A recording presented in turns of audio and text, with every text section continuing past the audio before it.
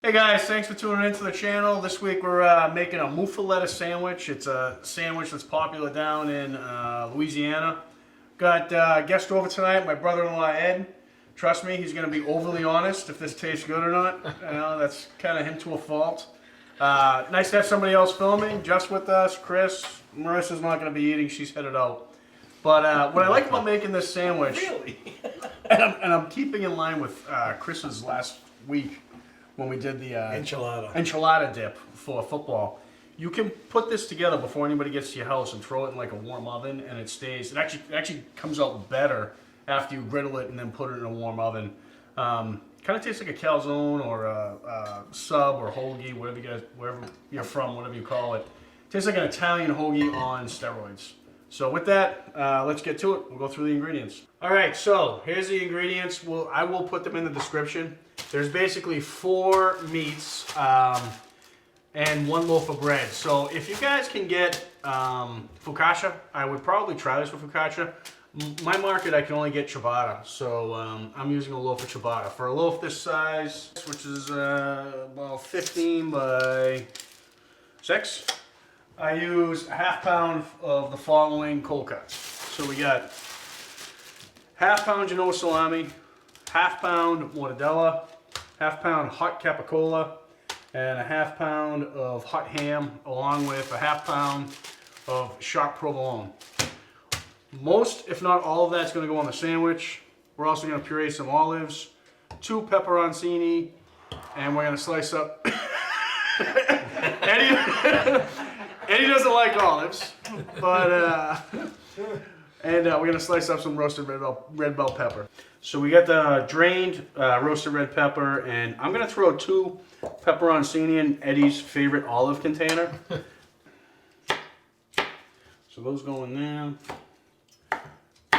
And then for the peppers, we're just going to slice into long strips. Like so. So I got Jeff, he's going to puree the mix. Wow, I think you just hit my ceiling.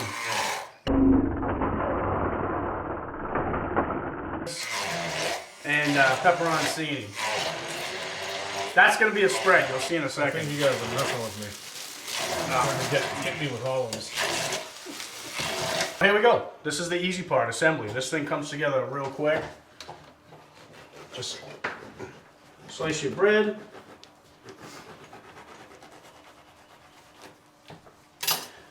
We're going to take some of the pepperoncini juice and spread that on the bread.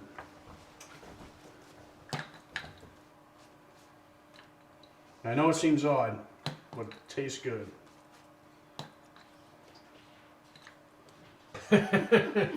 Since Eddie does not like olives, we're gonna leave like a little section without the olive puree. I think he's missing out, but Don't ruin it. I think he's missing out. I can smell it from here. I know, it smells delicious, doesn't it? Not quite the term I'd use. Tell us how you really feel, Eddie. I'm gonna sneak some onto his side just to screw with him.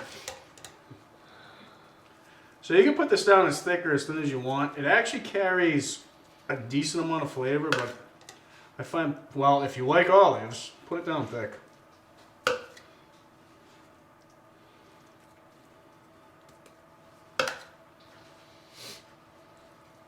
All right. So we're gonna build basically 2 layers of meat.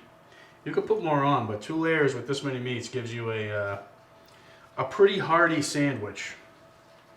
Peppers go down first. Layer of the Sharp Provolone. I recommend sharp over mild. Well, let's get them all on there. So we're also preheating the oven because, like I said at the intro, what's nice about this is that we're going to toast it on the griddle, but it stays in the oven without drying out, and actually gets better a little bit. Is that mortadella? This is mortadella. No, they sliced it nice and thin too, which is good. We'll go with salami. There's no particular order for the meats. Put them down however you like.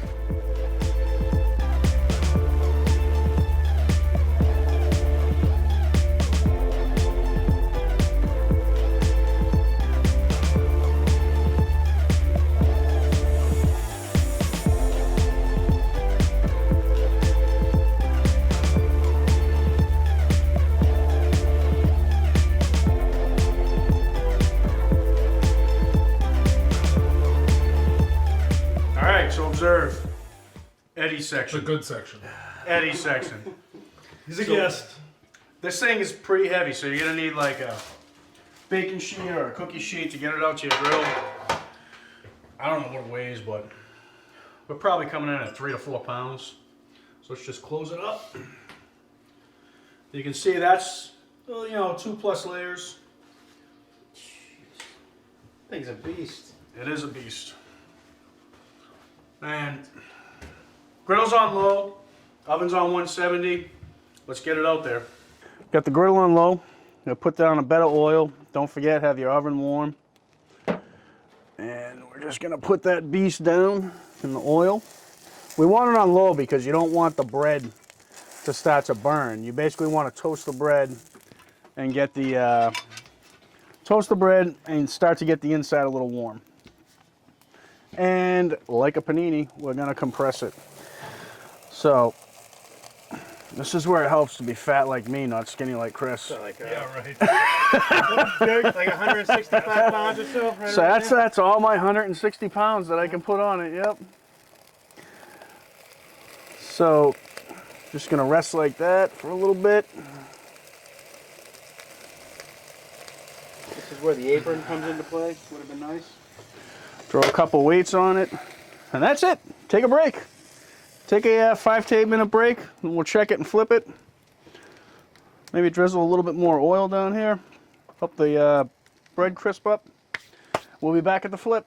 So guys, it's been about, I don't know, 5 minutes. Let your nose be your guide. You don't want the bread to burn. Use your big spatula to give this a flip, because it is heavy. Look at that. Nice and crisp. Cheese is starting to melt. Rest that back on it, Chris. Take that. And we're gonna go back. Back to the heavyweight. I'm gonna go back to my diet lightweight press. That's a little hot. Be careful you don't burn your hands. So we're gonna give that another couple minutes on that side, maybe 3, 4, we'll bring it in. All right, so we're about done here. Probably been 3 minutes, 4 minutes. Chris is gonna grab the cookie sheet. What we're really looking to do is that, just crisp up the bread, melt the cheese a little bit. Definitely, like I said, you have to use your spatula. Now we go in the house. Look at that, how good does that look? Smells incredible too. So here's where the advantage of being able to do this ahead of time before people show up comes in. You're gonna grab like a big, real big piece of foil. And we're just gonna put this right on there, like that. Give it a little wrap. Make a happy little house for it. Chris, you still got those pot holders on? All right, did you drop that in the oven? Wait, this is going in the oven? I thought we were going to eat this. We are gonna eat it, but the point, hold on here, the point is that you don't have to be cooking while people are here, right? You can store this for 30, 40 minutes. I don't know if I can keep these guys at bay for 30 or 40 minutes, but it doesn't get any worse, right? It kind of like just melts together and it tastes really good. So we'll cut for now, have another drink, and then we'll pull it out of the oven and we'll show you guys what it looks like. Perfect. All right, so it's out of the oven. It's really crispy.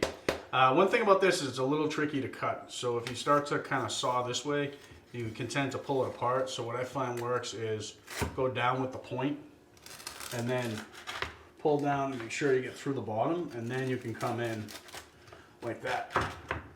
Here's the big reveal, right? Look at that. Yummy. That's a sandwich. Now I forget which part had no olives, so Eddie, I've been you know. watching. It's right there. No, I think it's this side. I think it's this side. Eddie's been watching. Get in here. Eddie, which side? It's definitely that side. So you can serve this. I mean, it's a hearty sandwich. Like I don't think you need to go with like giant slices because there's a lot of meat on this and a decent amount of bread. So And it's for picking for people, so you kind of you don't want to go too crazy. yeah, it's kind of like it's a good portion for somebody, right? that. Yeah, you want that piece? That's a good portion. Okay, I was gonna cut it in half. I was gonna say cut it in half again. Yeah. Absolutely, Okay. cut it in half again. Wow, that's a lot of meat. You can always come back for seconds. That's what she said.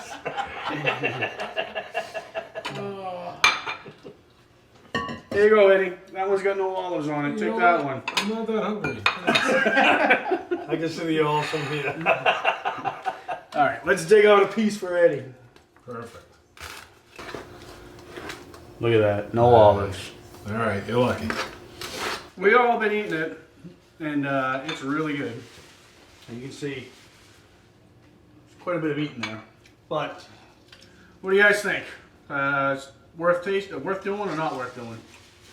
I think so. I'm not a huge olive person, and this was it made it work. It definitely made it work. It was, You should have just eaten Eddie's half. no, No, I need that. I really wanted to try it, and it's a nice combination. It's a really nice A lot of combination. flavors come right out actually with me, but especially from the meat.